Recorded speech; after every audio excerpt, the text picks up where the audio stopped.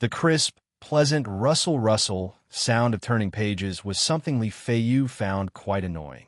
He no longer paid attention to Han Li, who was buried in reading.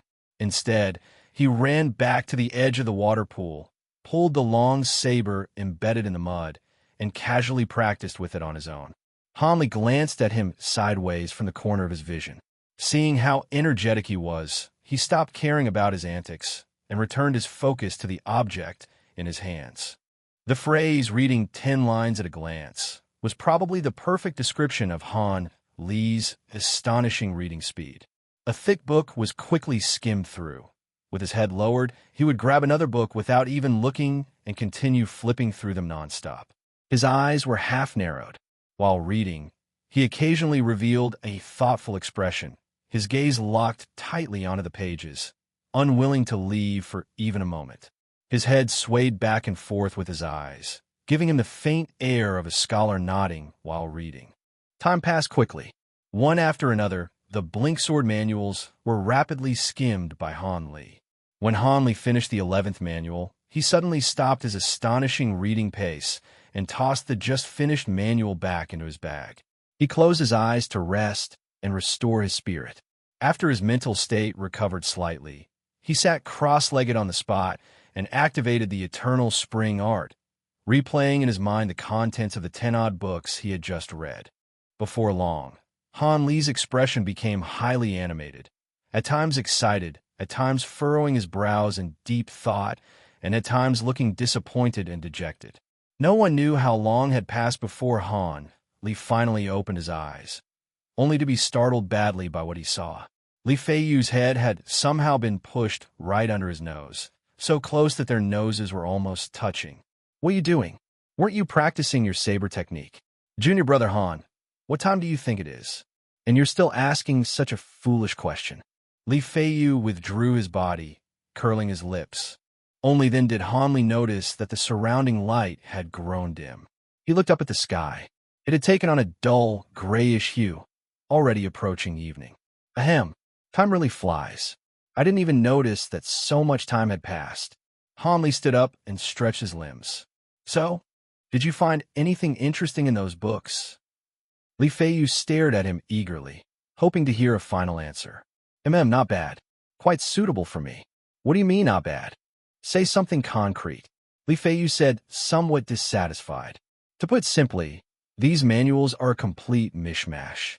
There's no coherent system, just bits and pieces stitched together from everywhere," Han Li said slowly. "What about the Blink Sword technique? Does it really exist? Why is it called such a strange name?" Li Feiyu still wasn't satisfied and continued pressing him. "The Blink Sword technique does indeed exist. It's just a small part of this mishmash and only takes up a very minor portion of these books," Han Li said patiently. "As for why it has that name, there's a reason for it." "What reason? Can't you just say it all at once? Why do you keep talking sentence by sentence like the old tutor in our town?" Li Feiyu glared at Han Li, clearly displeased with his slow manner of speaking. Han Li really had no choice but to speed up slightly. According to the books, this sword technique uses various kinds of light and visual illusions to defeat enemies. It often kills in the blink of an eye, hence the name Blink Sword technique. There's actually such a strange sword technique. There really are all kinds of extraordinary people in the world. Li Feiyu became very interested after hearing this, but quickly lost enthusiasm after Han Li's next words. This technique has 3 conditions under which it cannot be practiced. Those who have only a slight foundation in internal true qi cannot practice it. Those without great perseverance cannot practice it, and those without talent cannot practice it. After hearing the first condition, Li Feiyu immediately gave up any interest in it. His internal true qi had already reached a considerable level. There was no way he would abandon his current cultivation to learn some technique of unknown power. After Li Feiyu completely lost interest in these manuals, he no longer wished to stay there any longer. He stood up and prepared to take his leave. Before leaving, he reminded Han Li to quickly copy down all these manuals. At their next meeting, he would bring the originals back again. After all, although these manuals were not valued by others, if such a large batch of them disappeared for too long, it would still attract attention. Not long after Li Feiyu left, Han Li also departed from the area. The entire mountain range was draped in a thin layer of mist, giving it a somewhat dim appearance. On both sides of the narrow mountain path grew dense stretches of coniferous forest. A mountain wind swept through the woods, producing a rustling, whooshing sound, while the branches on both sides twisted and swayed like something eerie and wild. Han Li was hurrying along a somewhat eerie mountain path, heading rapidly toward Divine Hand Valley. Because he had set out a bit too late, by the time he was halfway there, the sky had already completely darkened. If not for his reliance on the longevity art, which instead sharpened his vision at night, Han Li would never have traveled in such dim conditions. One had to know that this narrow path was far from easy, full of twists and dangerous sections where a single misstep could lead to an accident and cost him his life. Walking through the pitch-black forest, Han Li cautiously extended his senses. What would have been a barely discernible mountain road to an ordinary person was as clear as daylight to him. His vigilance was not directed against wild beasts in the forest, but rather a habitual instinct he had developed over time. After all, ever since the Seven Mysteries sect had relocated to the Rosy Cloud mountain range, the already scarce wildlife in the forest had long been gradually wiped out. Not to mention ferocious beasts. Even venomous snakes in the wild had mostly become food in the bellies of various disciples. This careful habit, always remaining alert in unfamiliar environments, was not something he was born with. Rather, after narrowly escaping from Dr. Amo last time, he had deliberately cultivated it through repeated reflection. This good habit would help him avoid many accidents in future actions and minimize danger as much as possible. The mountain wind seemed to grow stronger and stronger, howling in waves that made one's hair stand on end. From afar, Han Li could sense that he was nearing the edge of the forest. He let out a soft breath. Traveling alone through this pitch-black forest had indeed weighed heavily on his mind. Han Li quickened his pace, taking larger strides than before, as if eager to leave this wooded area as soon as possible. Suddenly, a violent gust of mountain wind rushed toward him head-on. After the wind passed, Han Li abruptly stopped in his tracks, as if he had noticed something unusual. He frowned slightly and tilted his head, listening carefully. After a moment, his expression gradually grew serious. Faint footsteps reached his ears. Although the owner of the steps was moving very lightly and was still far away, it was unmistakably two people walking toward him head-on, and they were getting closer. With a light movement, Han Li slipped like a wildcat into the dense forest beside the road, swift and silent. Behind a large tree more than 30 meters from the path, he came to a stop, curling his body into a small mass and hiding completely behind the trunk. From the front, not a trace of him could be seen. After finding his hiding place, Han Li felt slightly more at ease. It was not that he was overly sensitive, but rather that in such a remote place, at such a time of dark skies and strong winds, the presence of two people was highly unusual. Most likely something shady was afoot. He had no desire to be killed to silence him just for stumbling upon someone else's secret. However, if it was safe and posed no danger, he would be quite willing to eavesdrop on other secrets. He was not a rigid hypocrite. Opportunities delivered to his doorstep like this were not to be refused.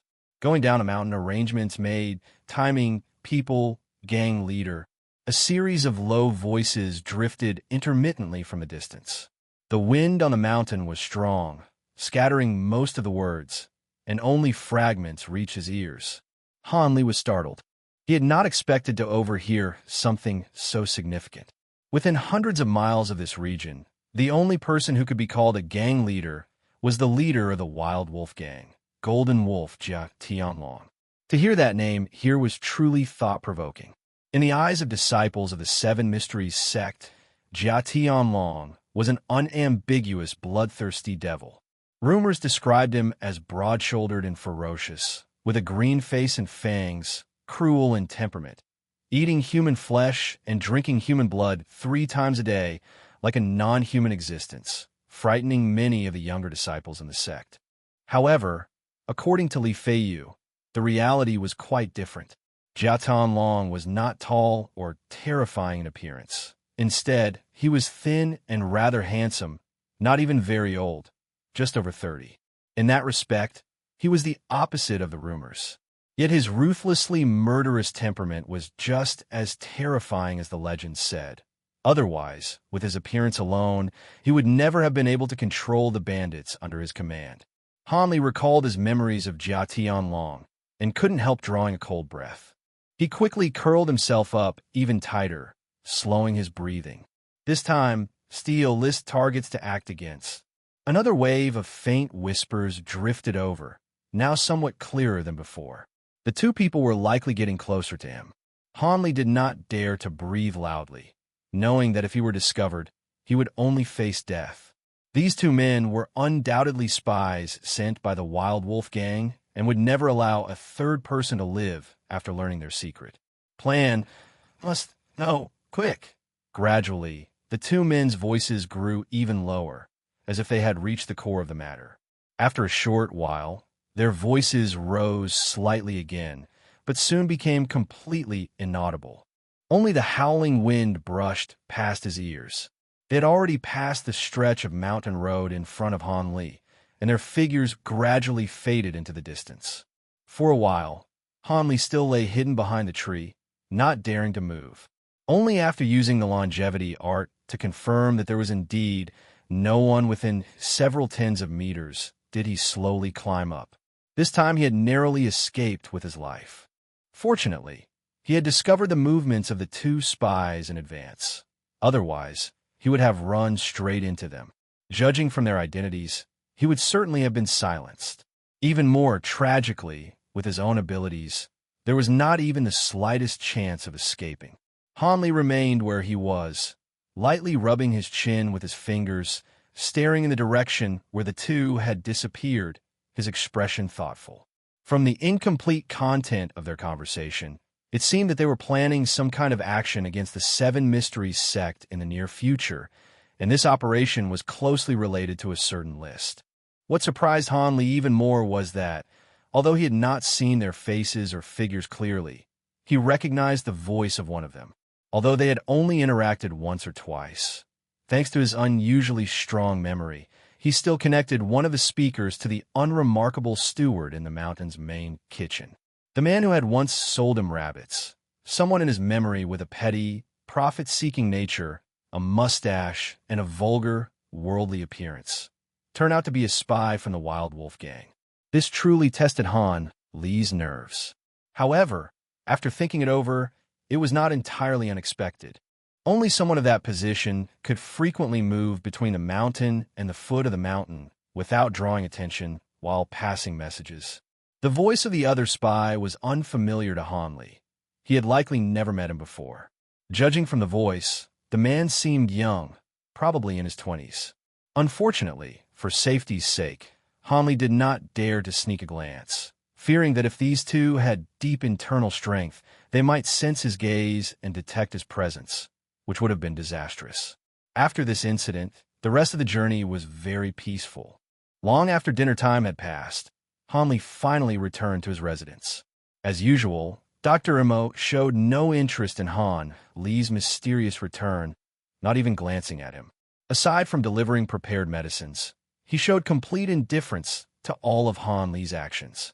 Had Han Li not noticed that the medicines Dr. Imo sent were made from precious herbs collected during his last trip down the mountain, he might have thought that the man had already given up on him and was secretly preparing some other sinister scheme. At present, Han Li no longer regarded those so-called precious medicines as anything valuable, but in order not to arouse suspicion, he still swallowed them with reluctance. He was not worried that the medicine contained poison. If the other party harmed him now, it would be equivalent to harming himself as well. Regarding the Wild Wolf Gang spies he had encountered on the road, Han Li had already come up with a good plan during his return journey. Although he did not feel much attachment to the Seven Mysteries sect, he was still, after all, a half-inner sect disciple. It would not be appropriate to ignore matters that threatened the sect right under his nose. Moreover, he had already found the best person to handle this matter, Li Feiyu, senior brother Li. From Han Li's observation, Perhaps due to having taken the marrow extraction pill, Li Feiyu had become far more ambitious than ordinary people, with a strong desire for fame and power. He had always dreamed of reaching the upper ranks of the Seven Mysteries sect and becoming a more prominent figure. Han Li even speculated that perhaps Li Feiyu intended to become even more unrestrained and glorious in his final days. Now that he was personally delivering such a great merit to him, Li Feiyu would surely be overjoyed. This could also be considered repaying the great favor of obtaining the sword manual. At the thought of the Blink sword manual, Han Li felt waves of excitement. Regarding the Blink sword manual, he had not lied to his friend. The sword manual was indeed not suitable for him to cultivate, but he had not revealed many of its details. For him, keeping a few secrets from anyone was an essential rule of survival. Even if the other party seemed extremely close to him, it was no exception. However, the contents recorded in these secret manuals were truly very different from ordinary martial arts. In Han Li's view, it was more appropriate to call it a sword technique rather than swordsmanship. It was a comprehensive assassination secret art that integrated timing, terrain, and human factors, an extremely rare, pure killing technique in which a single strike meant death. In these books, various techniques are described for delivering a single fatal sword strike against enemies by using one's painstakingly cultivated, mysterious sword techniques under different environments and at different times. It teaches those who learn this sword technique to make use of every blade of grass and every tree in the terrain they are in, as well as differences in lighting and angles of light intensity, to create visual misperceptions in the opponent. In an instant, one seizes the enemy's weakness, sees through their openings, and kills them in a flash. This is an extremely technique-oriented secret art. Without even the slightest talent, it is impossible to comprehend and master this sword method. Therefore, those who practice this secret technique must possess heightened five senses, with vision, hearing, and other faculties far surpassing ordinary people, only then having a chance of success. Even if this were the only requirement, it would still be acceptable, and there would always be disciples willing to choose it for its power. But what is excessive is that it has even more stringent conditions. It requires that the practitioner must not possess pure internal energy within their body. Otherwise, due to conflict with methods of channeling force and exerting power, cultivation becomes extremely difficult. Even if one barely manages to pass this hurdle, in actual combat, the excessively abundant true qi within the body will cause sword techniques to subtly distort without notice, leaving significant openings for the opponent and thereby inviting fatal disaster. Such a requirement essentially extinguishes the cultivation ambitions of most people. One must know that in the martial world, there has always been the saying, if you train fists without cultivating internal energy, you end up with nothing in the end.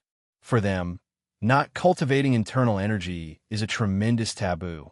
Abandoning one's own qi cultivation for this obscure and nameless sword technique would make one a laughingstock of the martial world. Thus, only a very small number of people were left still considering practicing it.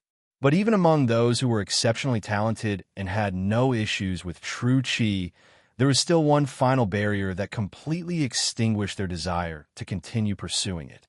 That was the overly vast and complex set of techniques, and the excessively intricate and detailed conditions for their application. Just looking at the thick pile of manuals in the package was enough to intimidate the average person. Essentially, each sword manual represented a single sword move, and each sword move was further broken down into hundreds of sub-variations. Each variation also required different techniques, depending on environment, time, and circumstances of execution. With such an enormous number of techniques, it was not just difficult to cultivate, it was exhausting even to read them, let alone memorize them all and then comprehend and practice them independently. These abnormal cultivation requirements had deterred countless disciples who once hoped to learn this sword art, leaving them secretly cursing the elder who created this ultimate technique. As time passed, the Seven Mysteries sect gradually lost interest in this sword art, believing that no one could ever master it. They assumed the martial art was likely something the elder fabricated randomly on his deathbed. Otherwise, how could such absurd cultivation requirements exist? It was clearly a deliberate difficulty imposed on disciples ignorant of its true nature. Thus, these manuals were consigned to the archives, never to be touched again. Those who complained did not know that the elder who created this sword technique had originally possessed profound internal power, but during a martial conflict in his prime, his energy was accidentally destroyed by an opponent, leaving him unable to cultivate internal qi ever again. Fearing a decline in his status within the sect, he did not reveal this to anyone. Instead, he acted as though his martial power had greatly advanced, becoming unfathomably profound, deceiving everyone in the sect. But the fact remained that he no longer had any means of self-defense. From then on, he kept a low profile, and with his extraordinary intelligence, he managed to avoid detection by others. That period was the peak of the Seven Mysteries sect's dominance over Jingzhou.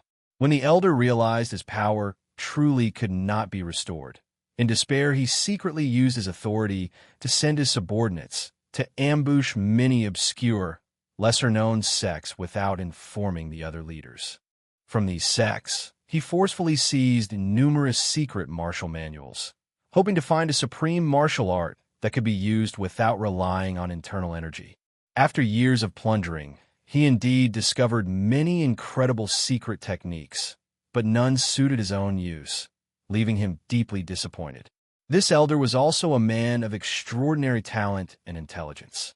In his frustration, he conceived the idea of integrating all the secret techniques he had obtained to create a martial art tailored for himself. This idea greatly excited him. Creating a unique martial art was the lifelong dream of every martial artist. From that moment on, he became fully consumed by it, dedicating himself entirely to studying and testing his ideas. Eventually, to avoid worldly distractions, he even entered seclusion, no longer concerning himself with sect affairs or external conflicts. Creating a martial art is an extremely difficult task. Moreover, the martial art he sought to create had such severe limitations. It had to be usable without true qi, while also incorporating numerous secret techniques into a single, profoundly advanced supreme martial art. This unprecedented martial art was created through a process of hardship far beyond his imagination. However, he was a man of exceptional perseverance. After nearly half his life of painstaking effort and decades of continuous refinement, the Blink Sword Manual was finally born. The elder was overjoyed. Excitedly, he went to report the good news to the other members of the sect. Yet, just as his martial arts had reached great mastery, he unexpectedly discovered that the Seven Mysteries sect had already fallen into complete decline. The entire sect was being besieged by numerous gangs of all sizes, and at any moment it could be completely annihilated. This elder, already in his 60s, was both shocked and furious. At this critical moment, he unleashed the strange sword technique he had just mastered, displaying immense power as he killed wave after wave of powerful enemies. He intimidated the remaining experts and forcibly carved a bloody path out of the encirclement, securing the survival of the Seven Mysteries sect and making an immeasurable contribution to its continuation. Unfortunately, just after escaping the danger, the elder's life came to an end. Before passing away, he left behind a final decree to place the sword manual, formed from his life's work, into the Seven Perfections Hall, and then he breathed his last. What is even more regrettable is that in the years that followed, among all the younger disciples up to Han Li's generation, not a single person attempted to cultivate this technique. Thus, this hidden gem remained buried in dust, never seeing the light of day until now. Han Li knew nothing of these past events. Even if he had known, he would not have been moved in the slightest. To him, this sword technique was merely something that could help him preserve his life in the hands of Dr. Amo. That was all that mattered. As for its origins or its creator, Han Li had absolutely no interest. He was a very pragmatic person. Anything without tangible benefit was not worth his attention. Inside his room, Han Li lit an oil lamp and leaned over the wooden table. In the dim light, he continued flipping through volumes of manuals. He did not intend to copy them down, instead relying on his extraordinary memory to forcefully imprint everything into his mind. This way, it would be both safe from loss and free from the risk of information leakage. One must know that he remained highly vigilant toward Dr. Imo and would not be foolish enough to believe he was not being monitored at all. If so many copied manuals appeared in his room, it would immediately give him away and allow Dr. Imo to become wary of him in advance. The orange flame of the oil lamp flickered, and with a soft pop, a small lamp flower burst, reminding Han Li that a long time had passed and he should rest early. Yet Han Li paid it no attention at all. He was completely immersed in the world of the manuals, where each strange technique fully captured his mind. As the lamp flowers popped one after another, the shadow cast on the wall swayed irregularly, sometimes large, sometimes small. Han Li himself remained seated without moving an inch. The contrast between motion and stillness created an eerie yet strangely harmonious feeling for any observer. Time passed minute by minute. The shadow behind Han Li gradually blurred, then faded into obscurity, while the sky outside had already brightened. Without realizing it, Han Li had been absorbed in reading all night. With a sharp pop, the final large lamp flower burst, and the oil lamp finally went out. Only then was Han Li awakened from his reading. He looked up at the extinguished lamp, then glanced at the bright light outside the window, and let out a bitter smile. He had not expected that one day he would become so engrossed in studying techniques of killing people. He was truly no longer the same as before. After lamenting for a while, Han Li stood up, twisted his neck, and moved his limbs, causing his joints to crackle. Then he turned and walked out of the room, drew a basin of cold water from a nearby deep well, and washed his face thoroughly, refreshing himself. After that, he circulated the longevity art through his body once, and all fatigue from the night vanished without a trace.